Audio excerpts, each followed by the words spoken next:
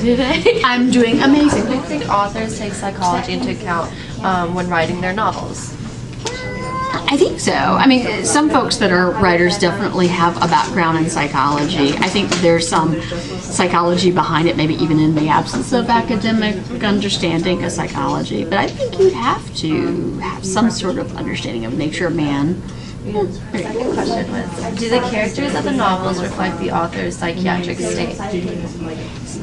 I think there's a lot of that. That sometimes the author is projecting, like they're taking what they feel about their life experience and what things are going on with them and put them out onto the characters so that they have their stories extended, their personal stories extended by those characters. And I don't know if every example would work, but I think there's a lot of that going on. What kind of psychological disorders have you seen incorporated into novels or movies? Oh, wow. That's a really tricky one. Yeah. Susan just sent a link about Catcher in the Rye, and the primary character may be having post-traumatic stress disorder. Just trying to think of other examples. You guys, what books are you guys reading? You read Crime and Punishment, right? And definitely there's some characters that have disorders, maybe social personality disorder going on there.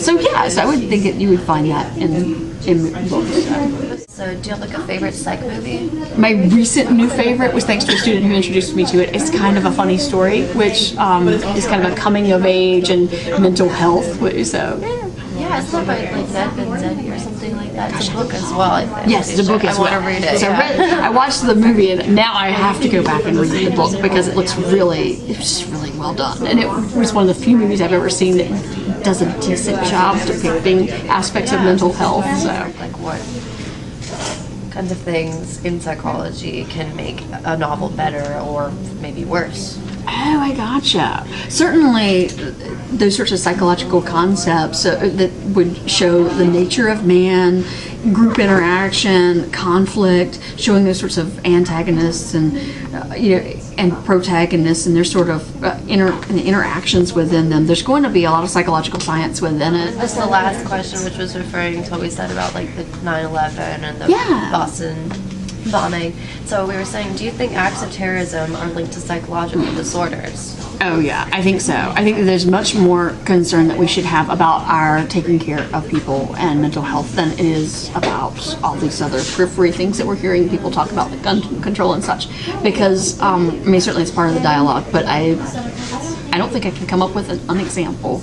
Every example I can think of, 9/11 and the Boston Marathon, there's so many good examples of where there's a mental health concern that's going on there. And I just realized that the last one with the Chechens who did actually bomb in Boston, they interviewed and they looked back into their lives and they said that they were pretty normal, and it's so interesting to me because usually you see the pictures of them and they look a little crazy, or you can tell through like what their plans were, but they seem pretty normal. It's scary. Do you know like what possibly could have been wrong? Well, certainly good people, this whole Dr. Zimbardo stuff, that good people, powerful situation. It sounds like there was a lot of persuasion, a lot of group polarization going on with them, and that's what happened. They were good people in a very powerful situation and ended up kind of convincing themselves. So a lot of psychology behind that. For sure. Oh, that's really